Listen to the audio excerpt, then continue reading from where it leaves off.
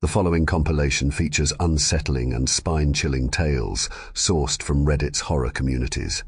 Reader discretion is strongly advised. These narratives may contain graphic descriptions, psychological distress, and themes that could unsettle sensitive individuals. Proceed with caution, as immersion into these eerie stories may provoke fear, unease, and sleep disturbances. Enter this realm of Reddit's creepy horror stories at your own risk, as the line between reality and the macabre may blur within these chilling narratives.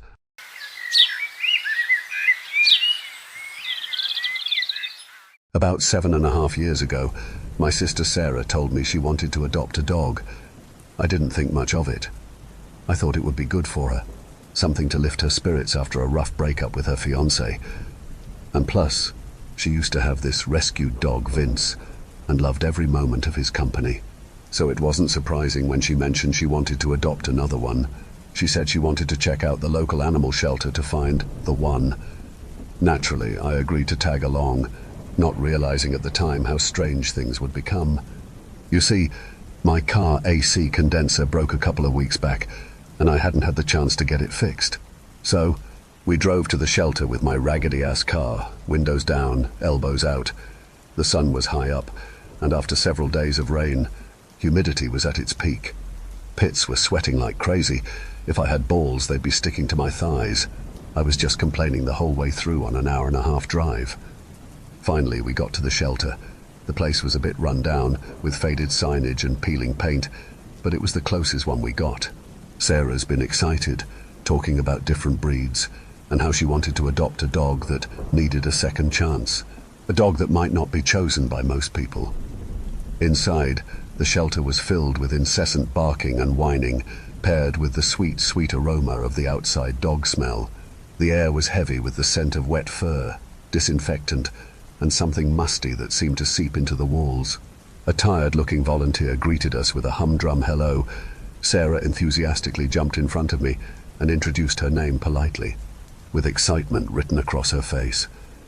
She told him she's looking to adopt a dog, so he led us down the rows of kennels, where dogs of all shapes and sizes wagged their tails, some barking with excitement, others looking up at us with forlorn eyes. It was near the back of the shelter that Sarah stopped. There, sitting quietly in a kennel, was an older, medium-sized dog with salt and pepper fur. His eyes, dark and human-like, gave me the chills. I tried to contain myself but couldn't help letting out a stifled laugh. She gently slapped me on my arms and whispered, "Stop it." Sarah lowered down to its level and greeted it softly, almost a whisper. She goes, "Hi, big guy." The dog's weird eyes locked onto hers almost immediately. He wasn't barking or jumping around like the other dogs. Instead, he sat there, still and composed, as if he already knew she was the one who would take him home. "This is him," Sarah said softly, her voice full of certainty. The dog's name was Charlie, according to the small plaque on his kennel. The volunteer explained that Charlie had been there for a while. Most people passed him over because of his age. He was somewhere around 8 or 9 years old, and while his health was stable, he didn't have the energy or youthfulness that many people wanted in a dog. I guess Sarah didn't care about any of that.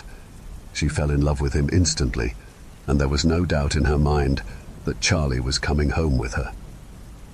After filling out the necessary paperwork and gathering some supplies, we left the shelter with Charlie in tow. He sat quietly in the back seat on the ride to his new home, his eyes half closed, occasionally looking out the window as if he knew he was headed toward a new chapter of his life. Over the next week, Sarah and Charlie became inseparable. The dog, despite his age, seemed to brighten up her home. He was sweet and calm, just as he had been at the shelter, following her from room to room, his tail wagging gently. She sent me pictures every day, grinning as she showed off her new companion lounging on the couch, sleeping at her feet, or sniffing around the backyard. I couldn't help but feel happy for her. She'd found exactly what she was looking for in Charlie. A week later, I decided to visit her place. Sarah had a business trip out of town for a couple of days and had asked if I could check in on Charlie while she was gone. I agreed, of course. It didn't seem like a big deal at the time, just feeding the dog, making sure he had enough water, and letting him out into the backyard when needed. When I arrived, the house was quiet, and Charlie was lying on his bed in the living room, just as calm as ever. But as soon as I stepped into the room, I noticed something unsettling. Charlie's eyes were fixed on me in a way that felt different from before. He wasn't just looking at me. He was staring, his dark, human-like eyes following every movement I made. It was unnerving, to say the least. I shrugged it off, assuming he was just curious about the new person in the house. I greeted him with a, "Hey, buddy," but he just continued to give me that unsettling poker face. As I sat down on the couch, Charlie let out a low, guttural growl from where he was lying. It wasn't loud, but it was enough to make my skin prickle. He seemed to be fixated on the spot I was sitting in, and I quickly realized it's probably his spot on the couch. Feeling a little silly, I scooted over, giving him his spot. Charlie got up from his bed. He then climbed up onto the couch, settling into the spot I had vacated, but his demeanor didn't relax. Instead, he started barking, loud, sharp barks that echoed through the living room, his years-stained canine teeth full on display, letting me know he ain't playing. I stood up quickly, startled by the sudden aggression. This wasn't the sweet, calm dog I'd seen before. Something about him felt off, different. I couldn't put my finger on it, but a strange unease settled over me. Rather than dealing with his aggressive behavior, I decided to leave. I filled his water bowl, left plenty of food, and made sure the back door was locked, but left the doggy door open so he could go outside if he needed to. I figured it would be easier to check on him the next day. I didn't need to be there if he was going to act like that. On my way home, I left a message to Sarah's phone. Yes, I tattled on her dog. I told her that Charlie was acting weird and all. I figured that he might not be feeling well.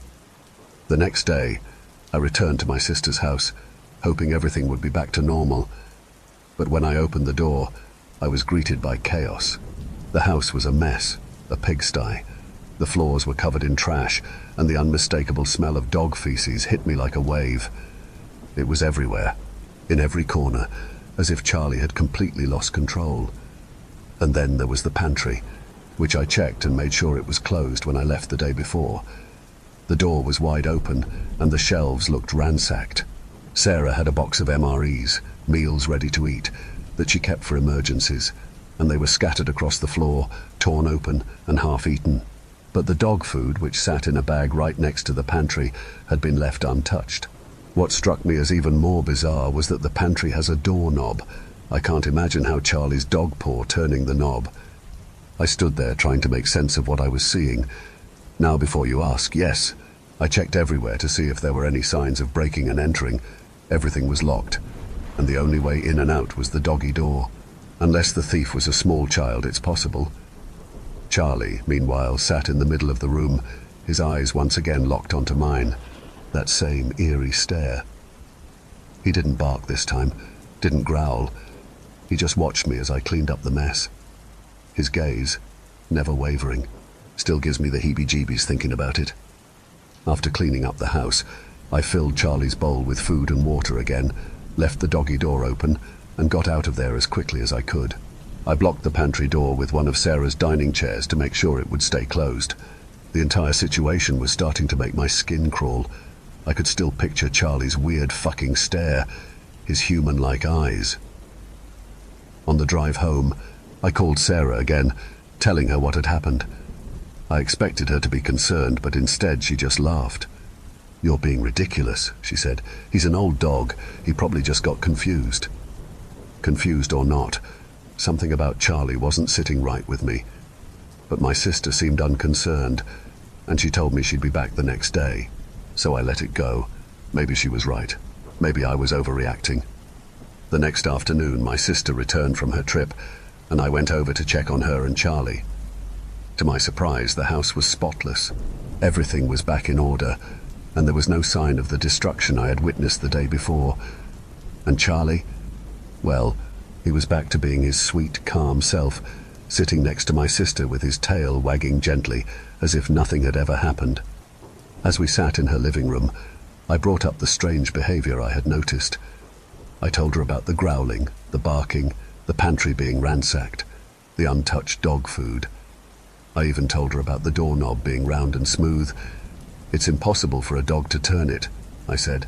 But my sister just laughed, brushing it off like I was making a big deal out of nothing. "Charlie's a good dog," she said, scratching his ears affectionately. "You probably just stressed him out. He's old, you know. He's not used to having other people around." Maybe she was right. Maybe it was just the stress of her being gone, the change in routine that had caused Charlie to act out. But as I sat there, watching my sister dote on him, I couldn't shake the feeling that something wasn't right. Charlie's human-like eyes, once again, found mine, and for just a moment, I saw something in them. Something dark, something knowing. It was gone as quickly as it had appeared, and the sweet, calm dog was back, but the unease remained. I left my sister's house that day, trying to convince myself that everything was fine, but deep down, I knew I wouldn't be able to look at Charlie the same way again. Something had changed, and whether my sister wanted to admit it or not, I couldn't shake the feeling that Charlie wasn't just an ordinary dog. Something was lurking beneath that calm exterior, something I hoped I would never have to confront again. Charlie kept my sister company for 5 years, but unfortunately with his old age he passed. My sister just mentioned him the other day at the time of this writing, asked me if I remember him. She told me how she misses him, and he's such a good boy. I gave her a chuckle and said, "That dog freaked me out." She did the boudet with her lips while punching my arm and said, "You're being mean." Then she laughed while rubbing her eyes. Oh, Charlie boy. How could I forget Charlie? The picture of his smug face is forever etched to my brain. His eyes, dark and human-like, still gives me the chills. They seem to watch with unsettling awareness, as though there was more behind them than just a dog's mind. I still couldn't shake the feeling that he understood far more than he should. Thank you for venturing into the darkness with us. If you dare to explore further, be sure to subscribe to our channel for more spine-tingling tales of horror and the supernatural. Remember, the shadows hold endless mysteries, waiting to be unveiled. Stay tuned for more bone-chilling stories as we continue to traverse the eerie depths of the unknown together. Until next time, may your dreams be free from the haunting echoes of our tales. Or perhaps not.